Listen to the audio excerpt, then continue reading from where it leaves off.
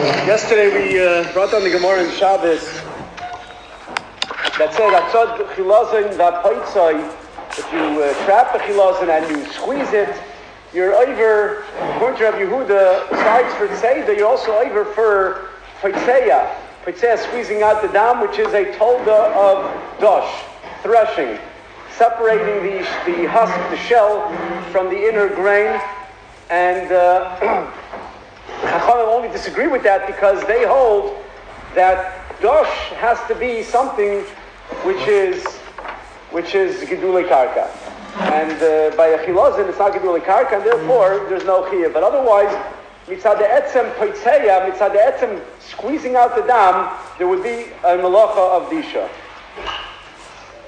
Now, the supporters of the Murics want to bring a raya from this Gemara from the Lashon itself. The Lashon of potzeiah, they say, is used in Torah, it's used in Chazal, in Mishnayos, in Gemaras, usually referring to cracking, crushing something with a very hard surface.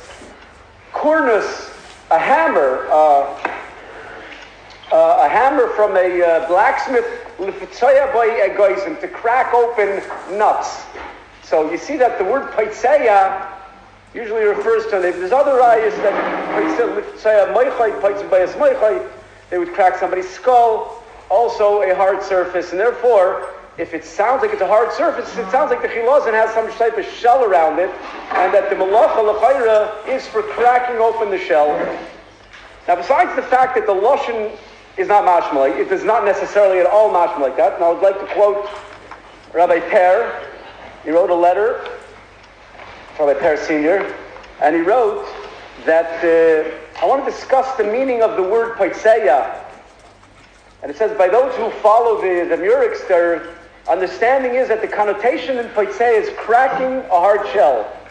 Sad to say, that's inexplicably mistaken in their understanding. In both the Lashon of Torah and in Mishnah, potzeiah carries no connotation of a hard object.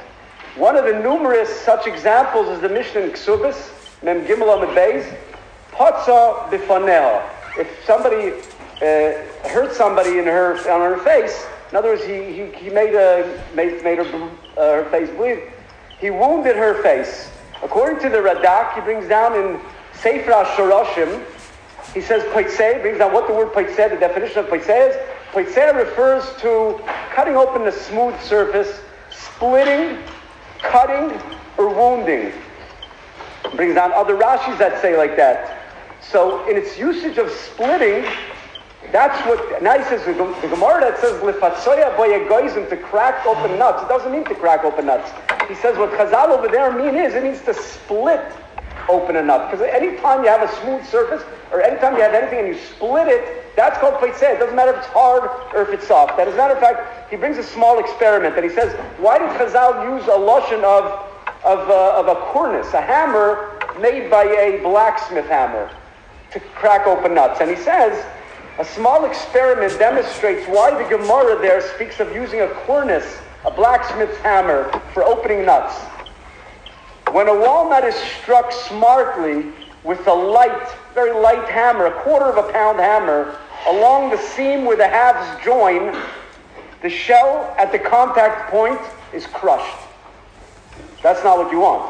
But when you merely tap it with a heavy 1 1/4 hammer of a blacksmith hammer, which is a heavier one, it splits in half all the way around. So simply the reason why potzeiah means splitting. Potzeiah means to cut something. It doesn't mean at all in Chazal necessarily. It could refer to also hard things, but it doesn't necessarily mean in its definition that it means to crack something hard at all. So that's, as far as that's concerned, that's number one. Number two is if you look in Rashi, over there in the Gemara in Shabbos, by potzeiah chilazin, Rashi's very careful, and Rashi says, doichekoi biyadoi. You squeeze it with your hand. Now you cannot crack open a shell of a murex with your hand. And you can't even get to the inside snail without cracking the outside shell. There's no way. There's a very small entranceway. It's closed from all the way around with the shell. You'd need a hammer. You'd need some sort of thing, which is what they do today, which is what they did then. They found the shells cracked exactly against that gland, and they obviously use some type of a hammer to crack it open. So Rashi in Shabbos clearly says that the way you do it is deichka b'yadai. Number 3 is l'chayra. There would not be an isser of disha, of threshing, which is pulling out the dam, separating the dam, just by cracking the shell. Cracking the shell is the outside covering. Avada, in order to be over for disha, you would have to take out, like Rashi says, take out the dam. So why would Chazal say that the isser is potzeiah, which according to them means a very hard surface, which means that according to them the isser of dash over there would be for cracking the outside, which the chayra wouldn't pass. And number 3 is the isser of dash is for separating, extracting the dam from the chilazim. That they're not doing at all. And they never did that. That's not when they did the murex. That's in the olden times when they used the dye from the murex, and today when they use it, they don't extract it from the animal, from the chilazim. What they do is they open it up, that area, and they cut off the gland, which has nothing to do with the malach of disha. Disha would be if they somehow made a little cut in that area and pulled out the dam, which is not really possible to do, and pull out that dye that's in there. That would maybe be, which is not what they do. So Rav Shlomo Miller says that as far as he's concerned, the most that you would do, which is the Gemara doesn't say, which is in self-akasha, is when you cut off that area of the animal, of the murex, when you cut it off, you take it out and you cut off that gland. That should be an isser of geizes, if anything, which is like shearing wool off an animal, and it's more in the halacha that if you cut off, let's say, a finger, probably cut off some aver of something, you're going to be over an isser of geizes. So you're not pulling out the dam, you're cutting off that gland, and if anything, you'd be over the isser of geizes, not the isser of threshing, which is disha. That's one aura. There's another short aura also, Rabbi Per asked, and I think it's a very, very stark aura, and I didn't find a satisfactory teretz to this kasha, and that is that the Rambam says, what is the halacha, what is the shear of dash? You take two and you separate the thing, what's the shear? So the Rambam says the shear is a gregris, which is a dried fig. That's the shear. You have to take out an amount of a gregris. Now, in wheat, in this Gemara, a murex has less than a drop of liquid, of secretion that comes out. It's never shaykh close to taking out a gregris. And the Pashtus, everybody seems to them on, even the supporters, that this Gemara is not speaking about that you open up 15, 20 different cholzainis, because Gemara says for tzeidah, l'char you'd be chayiv for many of them if you trap many of them, and therefore Pashtus Gemara is saying that tzad chilazim, you took one chilazim, about potzeiah, and you were potzeiah that one chilazim. Now if you're potzeiah one chilazim, and the Rambam says that the shear for disha is a shear of a gregaris, which is a dried fig, you're never ever going to have such a shear on a murex. It has such a minute amount of secretion, you're never going to be shy. So the supporters say that that is not necessarily correct. And the reason being is because the Kesef Mishnah over there on the Rambam says that which the Rambam says that you need a shear of a gregaris, which you won't find by a murex, is only by disha, by things of food. Only by oichlin. But the shiurim, if you're dosh, something which is not an edible thing, not something that you're dosh for achila, then the shear would be appropriately by each thing what would be negeh for its malacha. And so therefore they say that l'chayr over here, the shear should have been the same shear of what would be considered a shear of tzayvei, of dyeing, or libun, which is shear of a sit hakafel. Sit hakafel, according to the Rambam, is a double sit, which is 4 tvachim.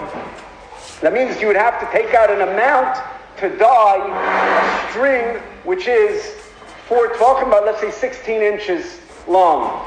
Now that doesn't make it any much better, because in the earlier times when they were priding themselves still with how many you need, how many chilzainis you need, how many murexes you need per beged, they were talking about maybe 100 per beged. And even later they said, okay, when this kasha sort of came up, they said you need 40 per beged. Now, the halacha is, I believe that what they mean is, you need 1 string out of the 8 strings to be dyed with the chilazim. So you're talking about 4 strings on the whole beged, and they said that the lowest that's possible is 40 chilzainis. You're going to need 40 murexes to dye that. So if you need 40, you're talking about 5 per 40 chazayas. You're going to need 10 chilzainis per string. And you're going to need 10 chilzainis per string. 10 murex is to dye 1 string. There's no way in the world that you're going to have to, if you're going to be able to dye from 1 murex a sita couple, which is 16 inches. So, it doesn't add up. I mean, if it means a greatness, for sure it doesn't add up. But even if it means you need a sita kafel, and you're talking about opening up 1 chilazim, so you're never going to get to that shear. The only thing that they do answer is, and it's not satisfactory, is they say, who gave a shear to a string? I mean, you could split a string into little threads, and little, until it's like you hardly see it. He says, so if maybe the Rambam is saying that if you say they are such a thin string, that maybe it's possible. Maybe you'd be chayiv if there's enough to be tzeives a couple. I don't believe that that's a satisfactory answer.